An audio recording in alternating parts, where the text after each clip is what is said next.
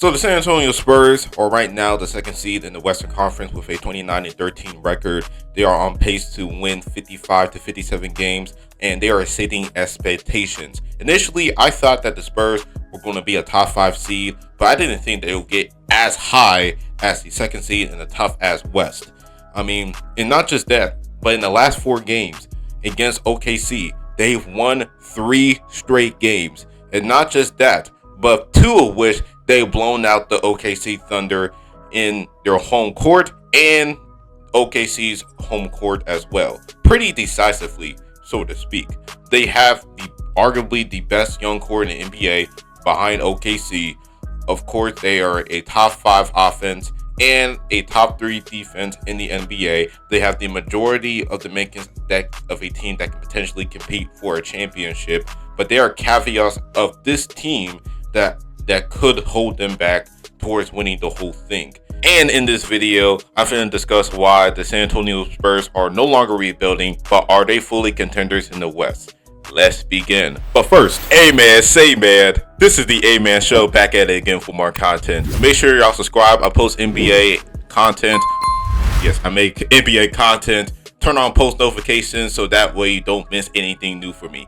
Anyways, stay tuned and let's get the video started. So the Spurs, like I said, are no longer rebuilding, and this is a team that can really make a run at the West. They have 8 players who are averaging double digits, which is atypical from the Spurs because of their calling card and their entire existence as an organization, which is a team that plays with the power of friendship. Not only that, but they are one of the most athletic teams in the NBA with guys like, of course, Wemby, D. Fox, Stephon Castle, Dylan Harper, you name it.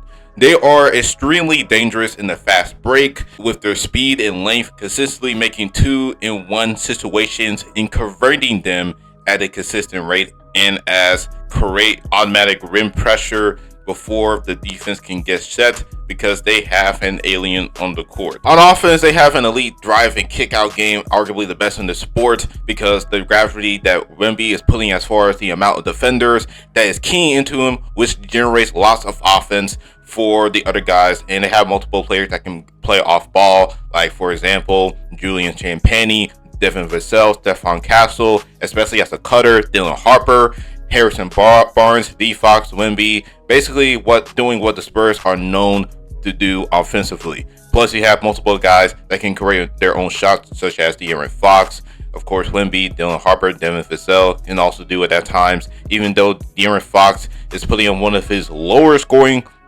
seasons of his career, but it's for the benefit for the team, especially when you have guys like Stephon Castle putting up 17 per game, and of course having Wemby on your side. Now for the defensive side of the ball, the Spurs have a top 2 defense in the league outside of OKC. Wemby so far has been a top 2 candidate for the defensive player of the year, which is a given. I don't have to spend too much time on how elite he is as a defensive player.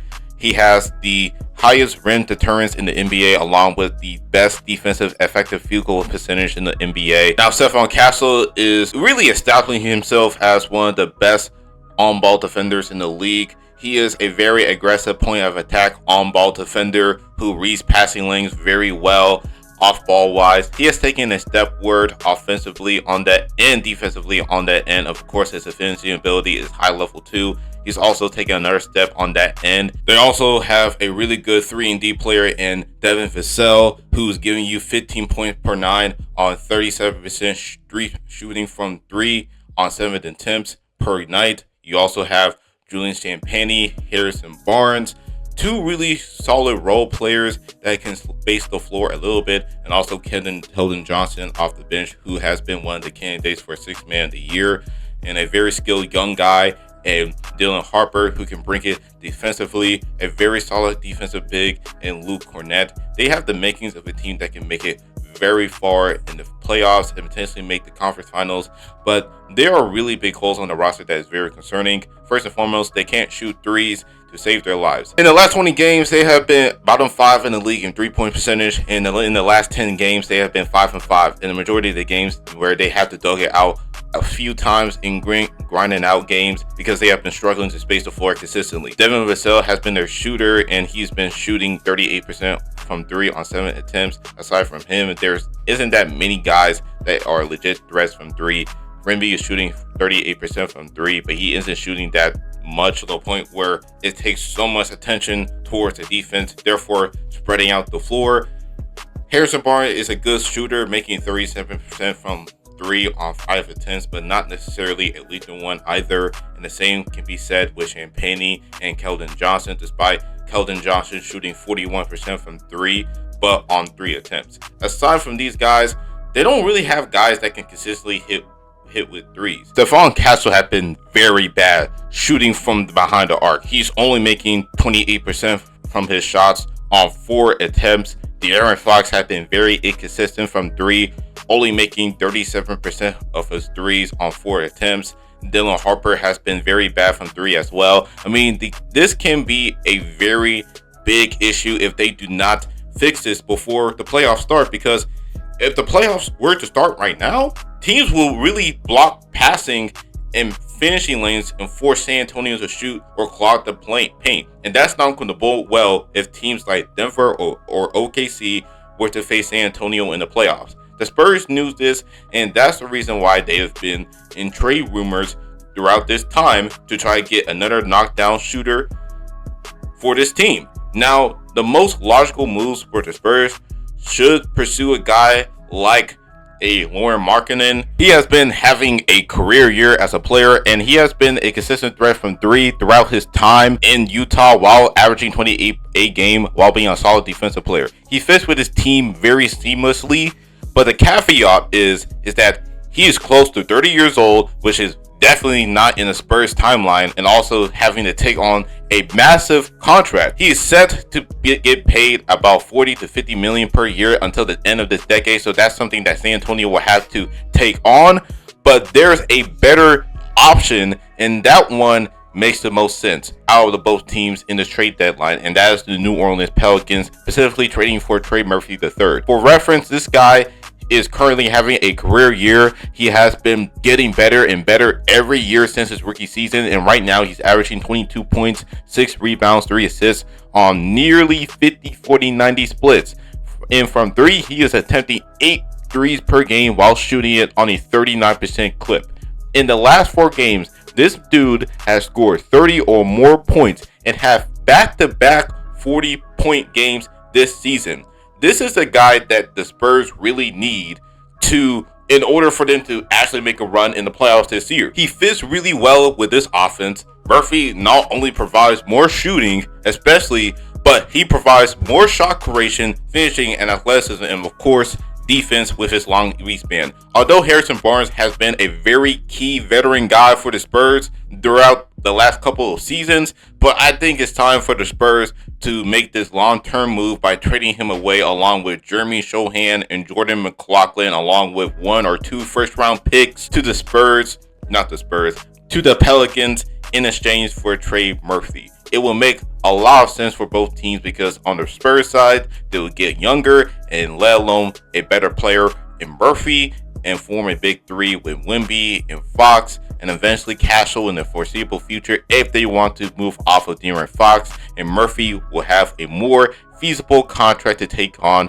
Aside from Markkanen for the New Orleans side, they will get 2 first rounders, as particularly in this draft, to somewhat make up with the stupid trade they made by using their unprotected pick to the Hawks to trade up to get De'Aaron Queen, in which I have nothing against Queen. He is having a very good year, but this pick is now projected to be the 2nd overall pick, and the Pelicans can really keep Queen, along with getting a guy like a Cam Boozer, a AJ DeBonta, all these cats. But at least if they were to trade Murphy, disclaimer, they would have made it up with 2 first rounders from the Spurs. Now, going back to the Spurs, another thing I would like to add is their inexperience. We can talk about how talented they are on both sides of the ball, but outside of shooting threes, their inexperience can be the reason why the Spurs could get knocked out in the conference finals. Hell, even in the second round. Playoff basketball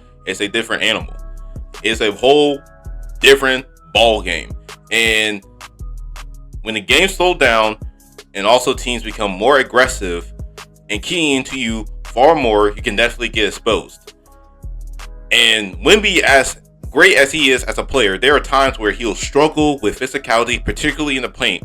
When guys like Draymond Green, who by the way held Wemby to 4 of 12 shooting from the field during that last time playing against each other due to his physicality, and also later in the season against the Timberwolves where Randall was playing semi-physical defense and Wemby scored 29, but mostly it was from threes. The playoffs can really expose the main weaknesses in Wemby's game, and that is definitely guys who can be very physical towards him. And aside from Harrison Barnes, De'Aaron Fox, Luke Kornet, Kelly Olynyk, who had playoff experience, these guys will be entering the playoffs with no playoff experience whatsoever, and that they can get exposed in the postseason as well. So it's very rare that a team, let alone a player that has virtually no playoff experience, all of a sudden finds a way and wins the title. All right, the last time that a player has done that, especially as a rookie, was Magic Johnson back in 1980 when he won Finals MVP over the Sixers, and that was like 46 years ago. It just doesn't work that way in most cases. So with that said, it is obvious that this team is no longer in rebuild mode. But are the Spurs true title contenders? I will say that they are on that dark horse tier at best, because this team do not have the experience just yet in order for them to go all the way. And for certain guys, they need another year to develop their game, and most especially Dylan Harper, in order for the Spurs to actually be a title contender. And that's the end of the video. What are y'all's thoughts on this video? Can the Spurs make a huge run in the playoffs? Let me know, and be sure to subscribe to the channel for more NBA content and turn on post notifications. And that is all. Stay litty. This is the A-Man Show. Sign out.